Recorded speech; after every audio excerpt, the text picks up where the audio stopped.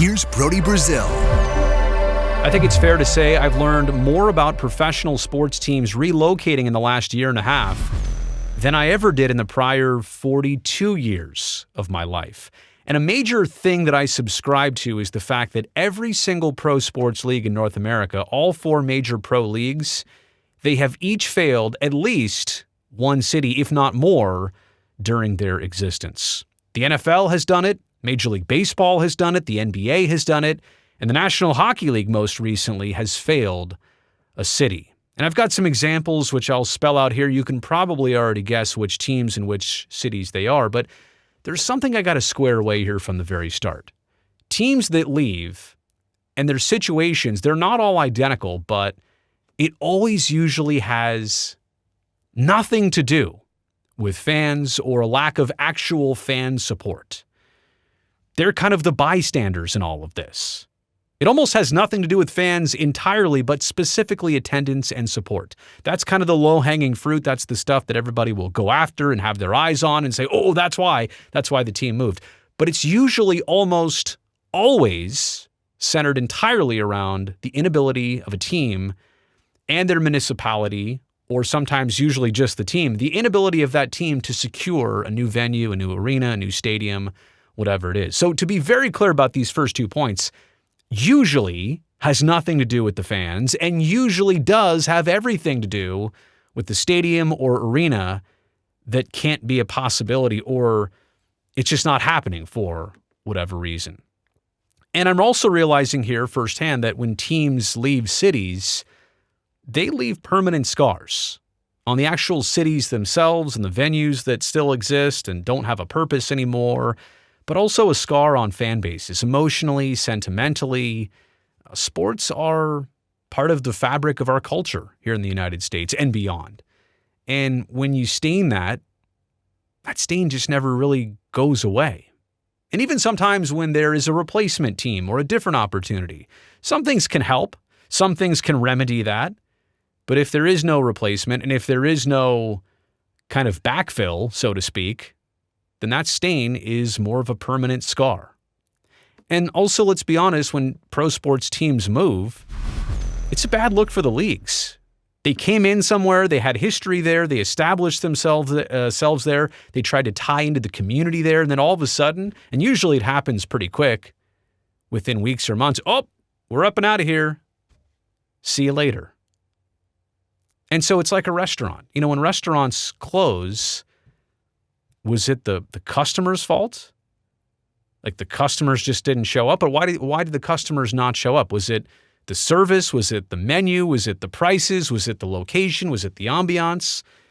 You usually have to look at the restaurant more than the patrons of why the restaurant actually closed. So let's begin with a couple different examples here. And in the NFL, I'll use the Chargers. The team and city, they could not agree on a stadium deal, either at the current or present site, I should say, of where Jack Murphy Stadium, Qualcomm Stadium used to be. Now there's a new stadium, outdoor stadium there. They also thought about doing something downtown, closer to Petco Park, where that is nowadays. There were going to be some hotel fees that would help pay for a new downtown stadium, but that was voted down. And with the current site of where the stadium used to be, Jack Murphy, the team was asking for too much public money.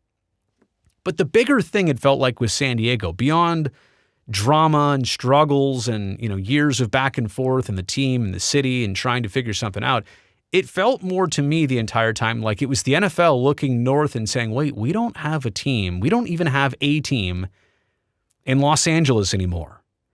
There's no Rams there anymore. There's no Raiders there anymore. They really just wanted a team back in Los Angeles. And so when the San Diego thing kind of got flimsy, well, hey, open the door to Los Angeles. We kind of need you to move north.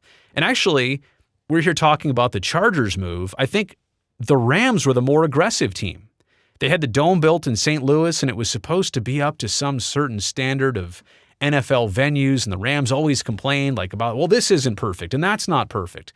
St. Louis was like, we can't keep fixing up everything. We built this place for you. It's going to be upkept, but you can't ask us to constantly be putting fixes in and changes in. And so the Rams were almost trying to find loopholes in the system to get out of St. Louis and to go back out west to California and Los Angeles. So again, I feel like with both the Rams and the Chargers, it was more about getting to LA than it necessarily was doing justice by San Diego or St. Louis. I feel bad for San Diego. I feel bad for St. Louis. It's crazy. Look at support of the St. Louis Cardinals. Look at their baseball attendance. They have no problem with that. And again, I'm not going back to the attendance thing and telling you that's the fault. It was certainly the inability of the team to stay there and be satisfied there. It had everything to do with the venue, not the fans. And the same thing in San Diego. There's a loyal and passionate fan base in San Diego for sports. Look at the Padres. They build a new stadium. Fans love it. They flock to it even when the team was just marginal. So the point is, it was more about these two teams getting them to LA than anything else.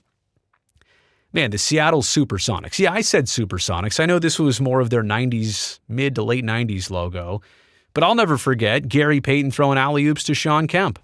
Or Detlef Schrempf before he went out to Indiana, right? He was a Sonic with the glove and Sean Kemp. But they couldn't get public funding, which was a different animal back then, to construct a new arena.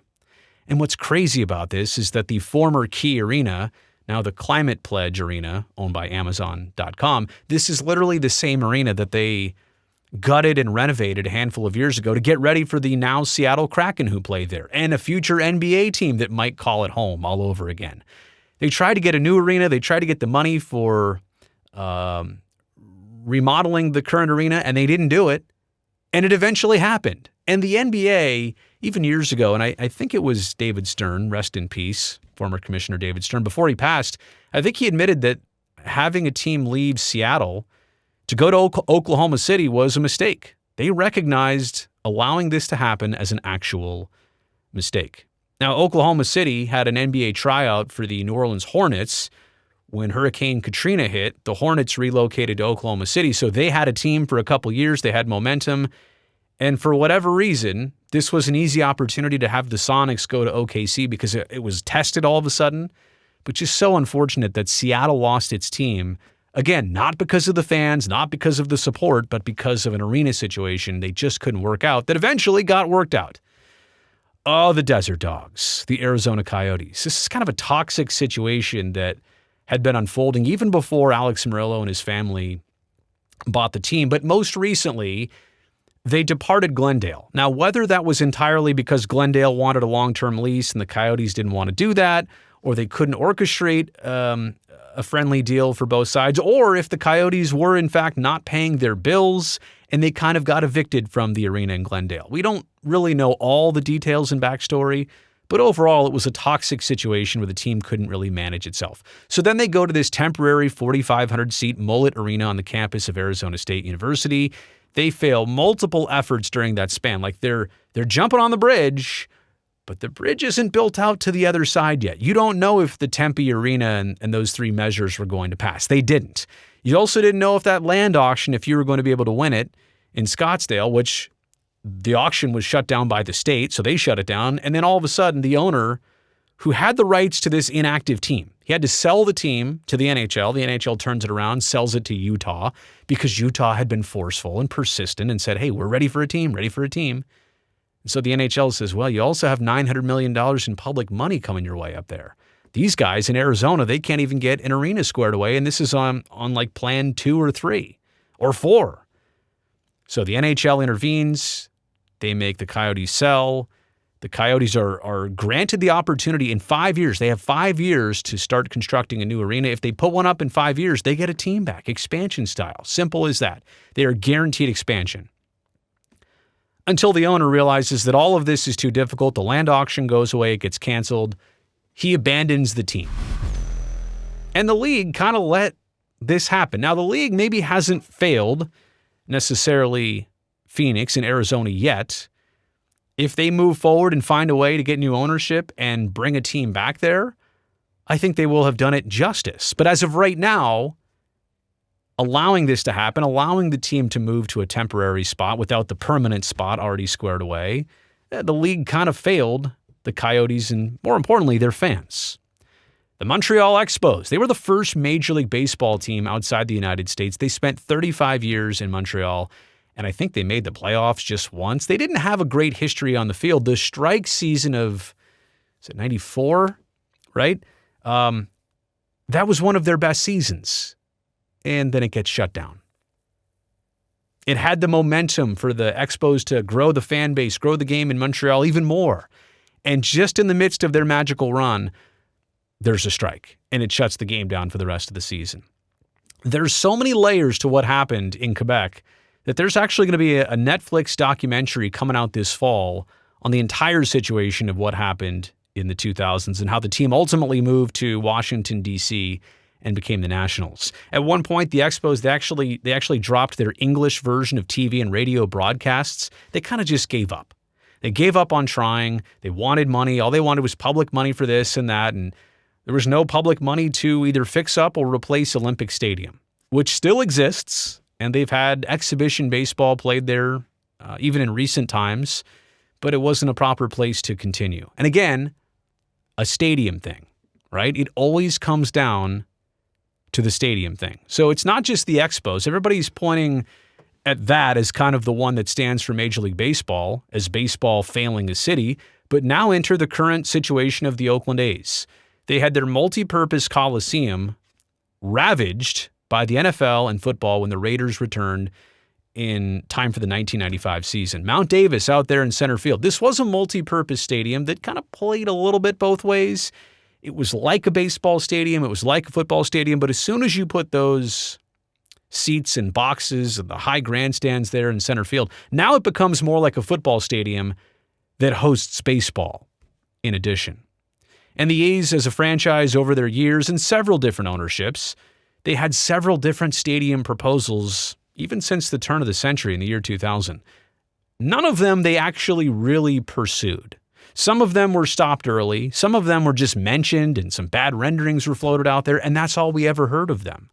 There was no actual pursuit. There was no wheels in motion. There was no progress beyond mentioning, hey, we have this as an idea. Nothing was ever really pushed or presented to the public until Howard Terminal was in the late 2010s and into the 2020s.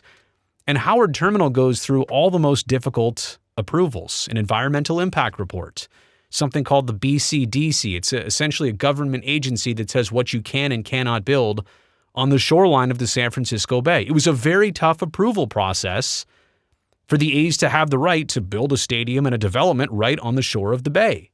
They got that approval. That's the stuff you can't pay for. You have to have the right pitch, the right presentation. They got all that squared away. And then in April of 2023, they just walked away from it and announced that, well, they had been on parallel paths and they're kind of choosing the other path and not Oakland. And so in November of 2023, relocation is approved by Major League Baseball with really no renderings, no depiction of plans, no timeline of how many official years, where would they play the interim years of 25, 26, 27? Could they really be in Las Vegas by 2028? All of that was kind of just skipped over, but the relocation was approved by baseball and its owners. And so it kind of brings the question of baseball allowing this to happen. And we'll see how it ultimately finishes out here, but the A's, very similar, not identical, but very similar to how Montreal played out in their final years as the Expos before the Nationals. So, to the point, I wish it were just one league that kept making mistakes, or a one-off of one team in one situation, but I can literally show you these examples, and there's more. I don't mean to discount some of the other things. I know people are saying, what about the Cleveland Browns? No, I get it. I know there's more. I just wanted to use one example from each league just to show you that every league has been in this situation, and every league has failed a city at some point over time. Obviously, multiple cities usually over the decades and centuries. You've made it here to the end of this video. You know I really appreciate that. Thumbs up down below. That'll greatly help me, this video, and this channel. I would like that, but I would love if you go down below right now and hit that subscribe button, because what that means is that I will definitely get to see you back here next time.